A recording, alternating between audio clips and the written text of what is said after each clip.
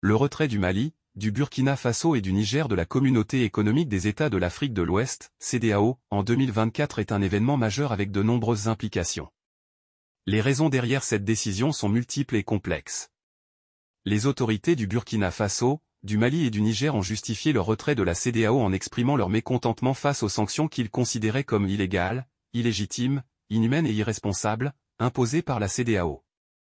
Ces sanctions auraient, selon eux, aggravé les difficultés des populations déjà affectées par la violence terroriste.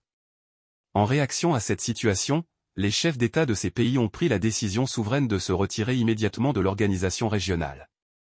Sur le plan diplomatique, ce retrait représente un coup dur pour la crédibilité de la CEDEAO, en particulier puisque ces pays sont des membres fondateurs de l'organisation.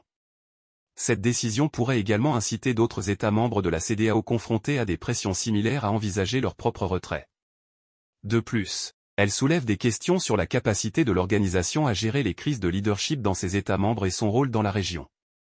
D'un point de vue économique et social, le retrait pourrait avoir des conséquences significatives, notamment sur le commerce intrarégional, la circulation des personnes et des biens, ainsi que sur les projets d'infrastructure et l'introduction d'une monnaie unique ouest-africaine.